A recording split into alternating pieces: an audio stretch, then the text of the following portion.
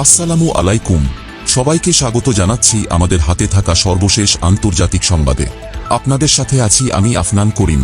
শুরুতেই সংবাদ শিরোনাম। ভাঙল ব্যারিকেড, পাল্টা জলকামান। কলকাতায় পুলিশ মিছিলকারীদের খণ্ডযুদ্ধ।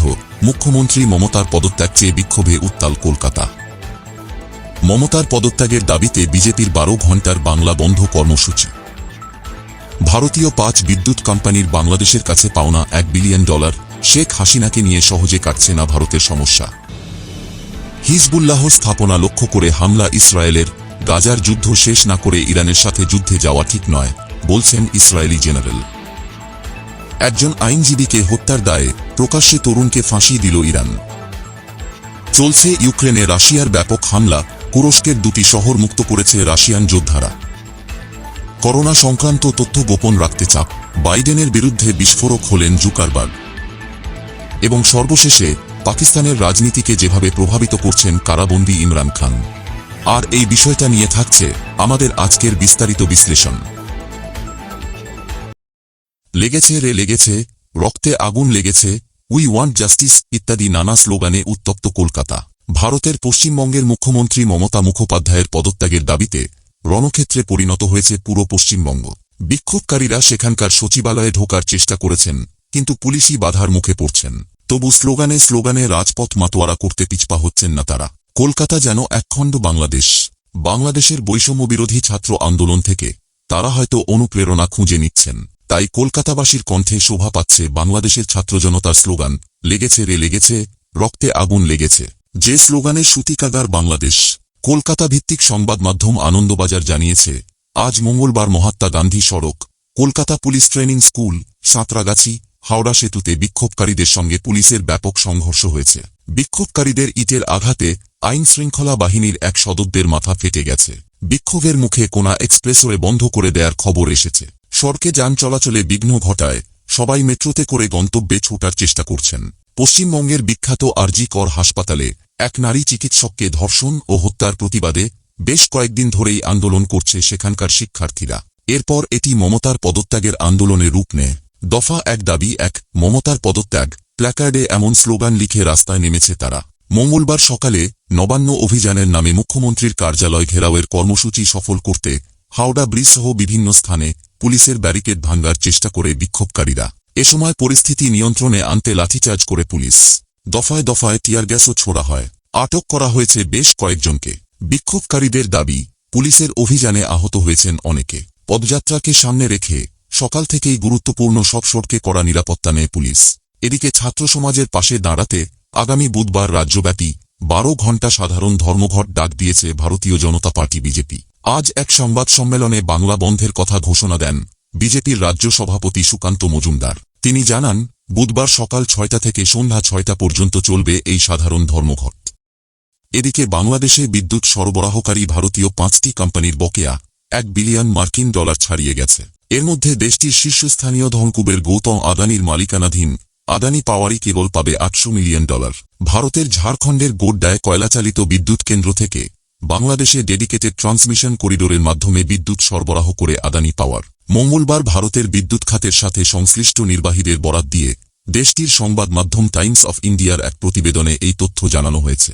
নির্বাহীরা বলেছেন, কোম্পানিগুলো বকেয়া থাকা সত্ত্বেও বাংলাদেশে বিদ্যুৎ সরবরাহ অব্যাহত রেখেছে, যা দুই দেশের দৃঢ় বন্ধুত্বের সম্পর্ককে তুলে ধরছে।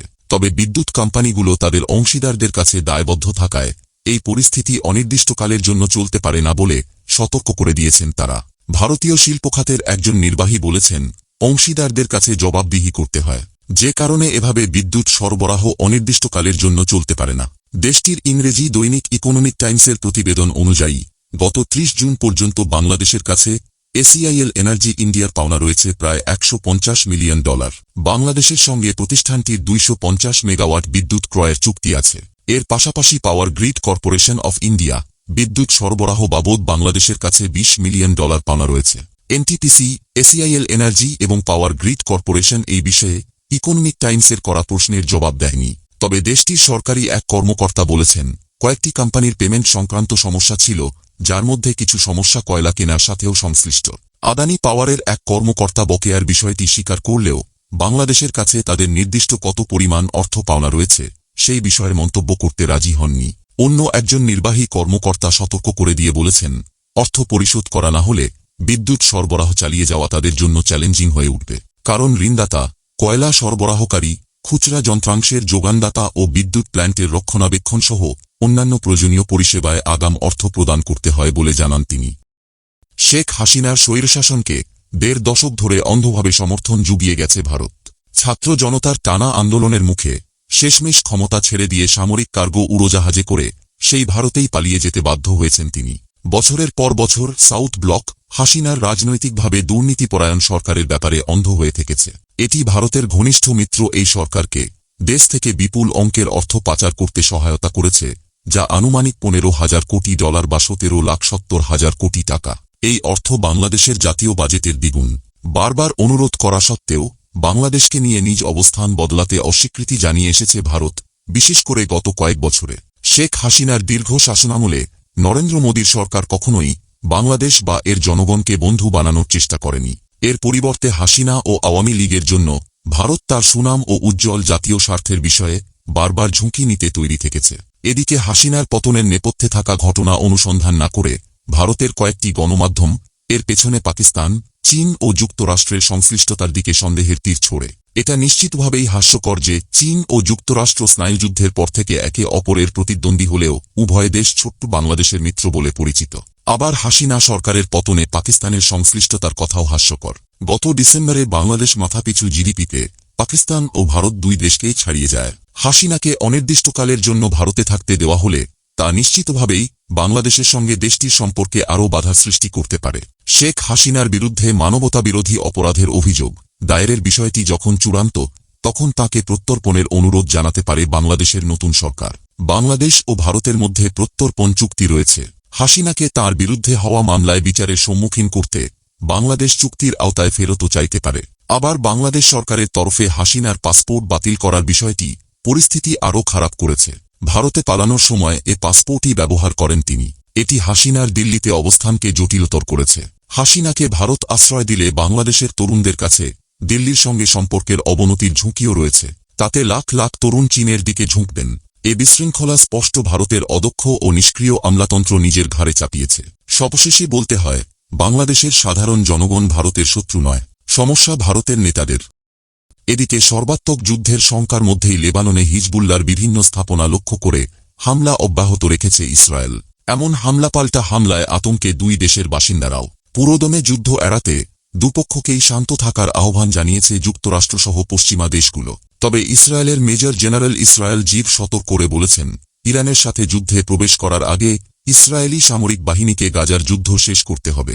ইরান ইসরায়েলের প্রধান শত্রু হলেও গাজার ফ্রন্টটি সম্পূর্ণভাবে বন্ধ না করে অন্য কোনো ফ্রন্টে যাওয়া উচিত হবে না। গত ১ বছর ধরে আমরা আমাদের সবচেয়ে ছোট শত্রুকেও পুরোপুরি পরাজিত করতে পারিনি। গাজায় এখনও ২০,০০০ হামাস যোদ্ধা আবারও সংগঠিত হচ্ছে। তিনি আরও যোগ করেন, ইরানের সাথে মোকাবিলা করতে হবে, তবে এর জন্য একটি সুস্পষ্ট কৌশল প্রয়োজন। আমাদের প্রথমে একটি ফ্রন্ট বন্ধ করতে হবে, তারপর অন্যটি সামলাতে হবে এবং ইরানের বিরুদ্ধে আরও অর্থবহ কৌশল তৈরি করতে হবে। ইসরায়েল সকল শত্রুকে একসাথে মোকাবিলা করতে পারবে না, যখন এটি এখনও সবচেয়ে সহজ ফ্রন্টটি বন্ধ করতে সক্ষম হয়নি। ইসরায়েলি সেনাবাহিনী বর্তমানে গাজার সাথে যুদ্ধ চালিয়ে যাচ্ছে। এই যুদ্ধ শেষ করা ইরানের মতো বৃহত্তর এবং শক্তিশালী প্রতিপক্ষের সাথে সম্ভাব্য সংঘর্ষের পূর্বশর্ত হিসেবে দেখা হচ্ছে। অন্যদিকে ইরানে ২০ বছর বয়সী এক তরুণকে প্রকাশ্যে ফাঁসি দেওয়া হয়েছে।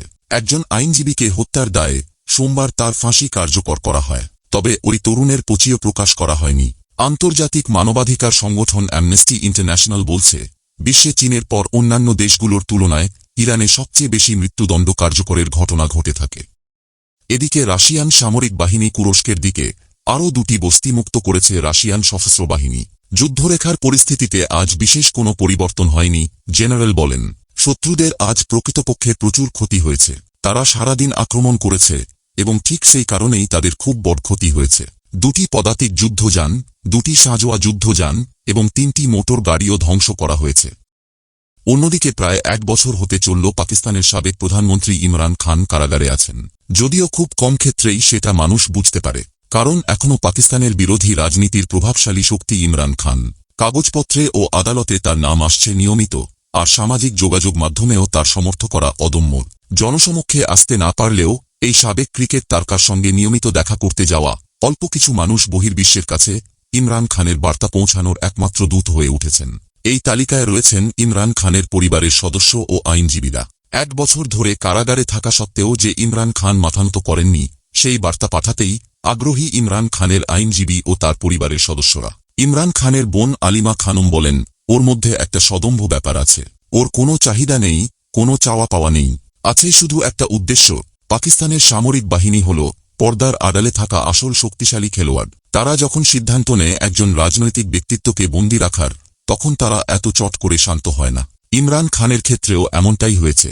গত 1 দশকে ইমরান খানের জীবনের অনেক উত্থান পতনের মূলে কিন্তু ছিল এই সেনাবাহিনী।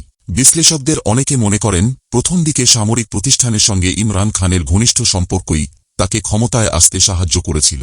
কিন্তু ছবি একেবারে বদলে গেছে। গত বছরে সেই সম্পর্ক এসে তলানিতে থেকে অনাস্থা ভোটের মাধ্যমে ইমরান খানকে ক্ষমতাচ্যুত করা হয়, এরপর গ্রেপ্তার করা হয়। কিন্তু সাম্প্রতিককালে ইমরান খান ও তার সমর্থকদের জন্য পরিস্থিতি একটু হলেও বদলেছে। নির্বাচনের ঠিক আগে দেওয়া 3টি সাজার সব কোটিই বাতিল হয়েছে। জাতিসংঘের একটা প্যানেল ইমরান খানকে আটক করার বিষয়কে স্বেচ্ছাচার বলে ঘোষণা করেছে। পাশাপাশি পাকিস্তানের সুপ্রিম কোর্ট বলেছেন, পিটিআই একটি সরকারি দল, তাদের সংরক্ষিত আসন পাওয়া উচিত। কিন্তু এর কোনোটাই বাস্তবে হয়নি। ইমরান খান এখনও কারাগারেই রয়েছেন। তার নামে নতুন মামলা করা হয়েছে। সংরক্ষিত আসন পিটিআইকে এখনও বরাদ্দ করা হয়নি। ইরমার খানের স্ত্রী বুশরা বিবিও কারাগারে রয়েছেন। তার নামেও নতুন অভিযোগ উঠেছে।